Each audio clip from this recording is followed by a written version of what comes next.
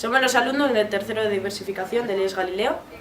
Somos un grupo de 16 personas que hemos preparado un proyecto para los alumnos del IES Galileo. Y el proyecto se llama Salud y os lo vamos a explicar ahora a continuación. Estos son los compañeros de Diversificado que os vamos a hablar del proyecto de salud. El proyecto de salud tiene varias partes como el decálogo, la RCP, los cuidados en casa, el botiquín y esto que lo vamos a dar fuera, que es el punto de información, la salud y el cuerpo, las especialidades médicas, enfermedades, funciones del cuerpo y el panorama mundial de la salud. Explicar el decálogo, que son las cosas que tienes que hacer para llevar una buena vida. Lo primero que tienes que hacer es lavarte diariamente, relacionarte con tus amigos, mantener viva tu mente, hacer sexo seguro, hacer ejercicio diariamente, cuidar tu cuerpo, comer sano, visitar al médico, no contaminar y cuidarte de la contaminación.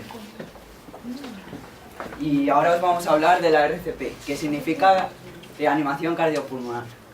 La reanimación cardiopulmonar es un procedimiento de emergencia para salvar vidas que se utiliza cuando una persona ha dejado de respirar y ha cesado de palpitar. Y tiene dos movimientos cuando pasa esto, que es asistolia, que no late el corazón, y la fibrilación, que late pero que no bombea sangre. Y para la fibrilación se utiliza el desfibrilador y la asistolia se utilizan algún medicamento más fuerte como la adrenalina o algo más. Pues yo voy a explicar los pasos que hay que seguir, que primero tenéis que ver si está consciente. Oiga, ¿se encuentra bien? Luego, si está inconsciente, tenéis que llamar al 112 y ¿Tenéis que pedir pedir ayuda? Luego le tienes que hacer la maniobra del fundamento. Que consiste en poner los dos dedos debajo de la barbilla y 5 en la frente para abrir las vías respiratorias. Luego tienes que estar durante 5 segundos en la medida del pecho a ver si respira. 5 segundos es lo suficiente para ver si el pecho sube o disminuye. Si respira, le tienes que hacer la... Posición de seguridad. Se pone el brazo recto y cruzamos este brazo y lo ponemos sobre la clavícula. Subimos la pierna y cogemos de la pierna y del brazo y le giramos para acá poniéndole la pierna aquí. Y esta posición sirve para que si vomita no se trague el vómito. Y si está inconsciente, le tienes que hacer 30 compresiones y 8 insuflaciones cada 30 segundos. En la línea media de los pezones ponéis una mano encima de la otra y con esta parte de la mano hacéis las compresiones. Si estás tú solo puedes hacer 100 para que no te canses y para seguir ayudándole. Yo os voy a dar... Va a ser un repaso de lo que han dicho estos compañeros. Aquí estamos realizando la maniobra de ponerle para acá, para que no se traga, para si vomita, que no se traga el vómito y muera. Y aquí ya se da hasta fines. Aquí le está dando las compresiones. Y esto es un aparato que se llama desfibrilador, que se pone un parche aquí, debajo en el corazón, y otro parche aquí al lado de la clavícula. Y da descargas. Y el aparato habla solo, lo dejas ahí y te dice cuándo tienes que apartarte para dar la descarga, porque si no te da a ti. Y hay que tener cuidado con los enfermos. Que tengan parches de nitroligerina, porque puede explotar. Hay que cortar la ropa y quitar el vello, para que peguen bien los parches. Y aquí estamos en el curso que fuimos a Rondilla, que nos explicaron lo de la RCP. Vale, Randy y yo os vamos a hablar de los cuidados que hay que tener en casa. Aunque creamos que no, la casa es una zona muy peligrosa en la que nos pueden pasar la mitad de los accidentes que hay. Una de las primeras precauciones es apagar el gas y cerrar bien las ventanas. Después, también no meter los dedos en los enchufes ni dejar agua ni ningún líquido cerca de los enchufes. No tener cuidado con las bañeras porque te puedes resbalar y no dejar lejía y ningún producto tóxico al lado de los niños. Pues Lidia y yo os vamos a hablar de lo que hay que tener en un botiquín. En un botiquín debe de haber medicamentos, agua oxigenada, analgésicos, material sanitario, tiritas, tijeras, vendas, vale. Y instrumental, pues pinzas, termómetro, etc. Y ahora nos vamos a ir al punto de información. Ahora os vamos a hablar del punto de salud, que son dos partes. La salud y el cuerpo, con las enfermedades y los medicamentos, y el panorama mundial con todos sus condicionantes. Hay 3 tipos de enfermedades en el cuerpo, que son las autoinmunes, las infecciosas y las tumorales, que se diferencian de los síntomas. La nutrición, la reproducción y la relación. La nutrición permite que las células traigan nutrientes y energía hacia nuestro cuerpo La reproducción son seres similares de la misma especie y la relación obtiene información y toma decisiones. Los tejidos, como pueden ser algunos el adiposo o el muscular, los aparatos, que pueden ser el aparato óseo o el urinario, y los sistemas, que son un conjunto de órganos y aparatos con una función vital. Aquí, como podéis ver, tenéis unos carteles que hemos hecho algunos del grupo. Y voy a empezar con la dermatología, que es la que se encarga de la piel y está compuesta por 3 capas. La epidermis, que es la que lo protege con células muertas, la dermis con desviación y riego sanguíneo y la hipodermis, que es la capa inferior con el tejido adiposo. Y algunas enfermedades que se asocian son la verruga y enrojecimientos e hinchazón. Luego la oftalmología, que es la que se encarga del ojo, que recoge la señal de la luz por el nervio óptico, pasa por el cristalino y luego la retina recoge la señal que lleva el nervio óptico. Hay 2 tipos de señales, que son la luz y el color, pero la luz se transmite con más facilidad e intensidad, por esto cuando hay poca luz perdemos los colores. Y algunas enfermedades son las cataratas y la miopía. Pues yo voy a hablar de la otorrinolaringología, que es el oído y tiene 3 partes. El oído interno, el oído medio y el oído externo. Recogemos la señal en el pabellón auditivo y lo trasladamos al tímpano, que es la membrana que vibra, y llega hasta los huesecillos que la amplían. Está la ventana oval que tiene la trompa de falopio que conecta con la boca para que el tímpano no se rompa. La ventana oval se transmite por un líquido que llega hasta el caracol y ahí están las respiraciones con nervios auditivos. Encima del oído interno tenemos los canales semicirculares para conservar el equilibrio. Y también voy a hablar de la psiquiatría, que es el centro de interpretación de las señales recibidas y de la planificación de las acciones. Tenemos 3 partes, cerebro, cerebelo y bulbo raquídeo, y esto se encarga de lo voluntario, de lo involuntario y de lo planificado. Tenemos 2 partes, el hemisferio izquierdo y el derecho, y cada uno controla el lado contrario. El hemisferio izquierdo se controla todo lo secuenciado y ordenado, como pueden ser las matemáticas, y el derecho controla todo lo global, como puede ser la plástica. Y ahora vamos con la neurología, que es la que se encarga del sistema nervioso, y las señales sensitivas de los sentidos se trasladan como cargas eléctricas por las neuronas sensitivas hasta llegar al cerebro. El cerebro planifica la acción y es enviada al órgano músculo indicado, y las neuronas no se regeneran. Las enfermedades son el Alzheimer o el Parkinson. Y yo voy a hablar de la traumatología, que tiene 3 partes, son de movimiento, de equilibrio y sostén. El cráneo es de protección, la cadera es de equilibrio y las piernas son de movimiento. Yo os voy a hablar de las especialidades de reproducción, que son ginecología, urología y el aparato endocrino. En ginecología, cada 28 días se regula el periodo, el ovario desprende un óvulo y el óvulo va por las trompas de falopio y, si es fecundado, se forma el cigoto y luego el embrión. Las enfermedades son infección de vagina, ETS, que son enfermedades de transmisión sexual, y cáncer de útero y de mama. La urología se encarga del aparato genital masculino. En los testículos se producen los espermatozoides, suben por los conductos referentes hasta la vesícula seminal y la próstata y salen. La endocrinología son conjuntos de glándulas que segregan hormonas, y las enfermedades de la urología son, por ejemplo, las ETS, como en ginecología, que son enfermedades de transmisión sexual, como SIDA, y la disfunción eréctil. Y en la endocrinología, la diabetes.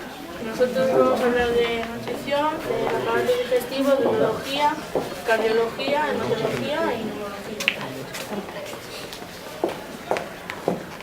Pues urología. La sangre llega con los residuos de las células.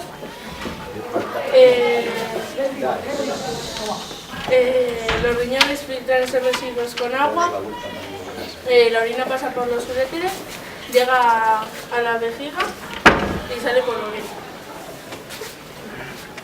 Los pulmones cogen el aire, pasan por los tronquios y los bronquiolos hasta los alveolos, que se pasa cambio de oxígeno y dióxido de carbono a la sangre. Y ahora os voy a explicar el de cardiología, que está compuesto por 2 circuitos, que es el mayor y el menor. El mayor va de la arteria aorta hasta los órganos del cuerpo, y luego por las venas hasta la vena cava superior y inferior. Y el circuito menor, que es del corazón a las arterias pulmonares, y es para convertir el CO2 en oxígeno. Ahora vamos a hablar de los medicamentos, de los usos y de los tipos. Hay 6 tipos diferentes de medicamentos. El estimulante actúa sobre el sistema nervioso y el analgésico calma el dolor. El antibiótico y el antipirético. El antibiótico trata de eliminar la infección producida por la bacteria. Y el antipirético baja la fiebre y aplaca los síntomas. El antihistamínico calma las alergias de todo tipo y el desinfectante quita las infecciones. Uso rectal. Se introduce por el ano, uso que hiere directamente por la boca, inhaladores para respirar por la nariz. El uso tópico, que es el que se aplica a la piel como cremas y pomadas. Los inhaladores, que son para respirar por la nariz, como por ejemplo los asmáticos. Las inyecciones, que son las que se inyectan en la sangre. Y los parches, que los parches son medicaciones muy lentas, pero son más eficaces. Y tienen el mismo efecto. Y os voy a explicar, para leer un prospecto, pues las partes que tiene que tener. Tiene que tener puesto qué contiene, cómo se ingiere y nada más. Ahora yo os voy a hablar de los condicionantes ecológicos. En los países del norte se puede contraer la osteoporosis y en los países del sur se pueden contraer enfermedades infecciosas. El clima y el relieve de África, el relieve predomina el desierto del Sáhara y las mesetas. Y en el norte predomina el clima desértico y el tropical. Algunas enfermedades de África pueden ser la malaria o... En África subsahariana os voy a hablar del relieve, el clima y las enfermedades. El relieve fundamentalmente es la gran meseta africana y en las partes orientales están el Rift Valley y los volcanes de mayores altitudes como el Kilimanjaro. Los climas predominan el clima tropical, pero también está el ecuatorial. Y las enfermedades son hepatitis, poliomielitis, rabia, esquistosomiasis y las enfermedades transmitidas por la infección de aguas y alimentos. Pues yo os voy a hablar del relieve, el clima y enfermedades de África del Sur. En el relieve se pueden distinguir las siguientes partes: la gran meseta africana, las llanuras y el sistema montañoso. En el clima, la mayor parte de África, el clima cálido, de varios tipos, desértico, tropical, tropical seco y el ecuatorial. En las enfermedades hay focos naturales de peste en Namibia y Botswana. También hay enfermedades transmitidas por ingestión de alimentos y agua, por ejemplo la hepatitis A, y otras enfermedades es la del SIDA. En Castilla y León hay 3 grandes unidades, que son las mesetas, los páramos, las llanuras y el sistema montañoso. Hay 3 tipos de clima: el mediterráneo, el atlántico y el de montaña, y el que más predomina es el mediterráneo continentalizado. Y las enfermedades son de las de 3 Cs, de coche, corazón en los más jóvenes, digo en los más mayores, y de coche en los más jóvenes y cáncer. Y a diferencia de África, pues el relieve y el clima no tienen nada que ver.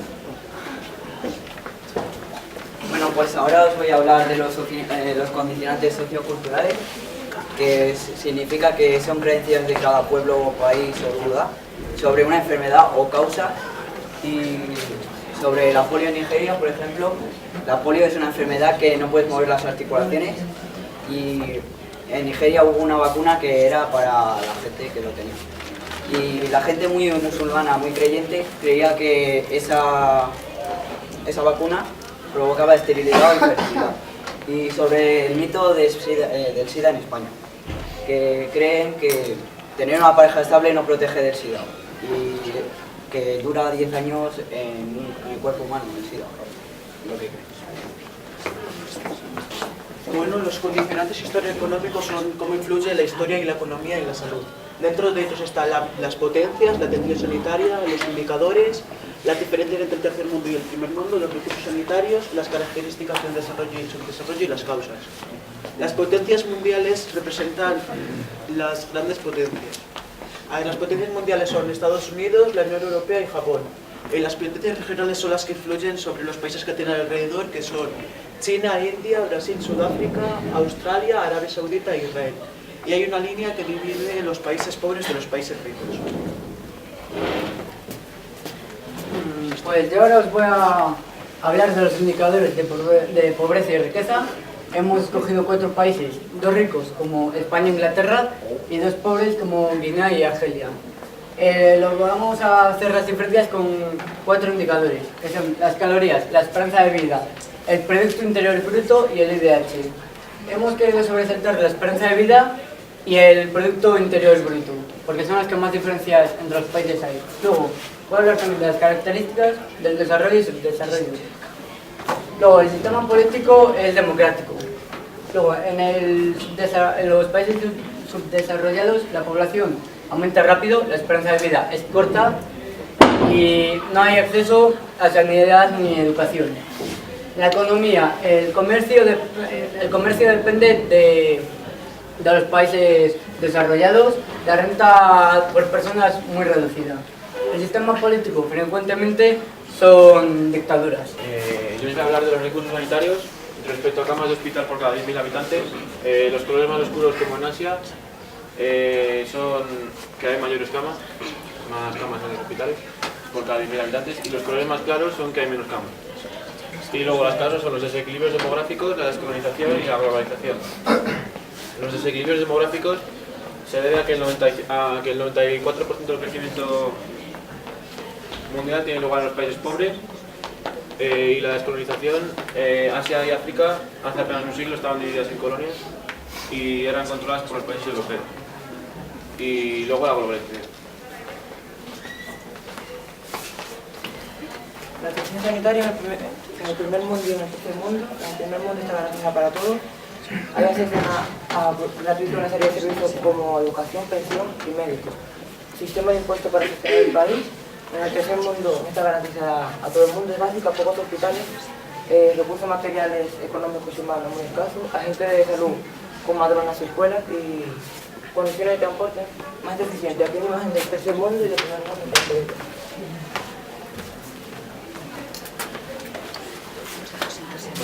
Yo os voy a hablar de los elementos esenciales para una buena salud, que son 5: el crecimiento sostenible, la vivienda adecuada, agua potable y una nutrición adecuada, y la pobreza.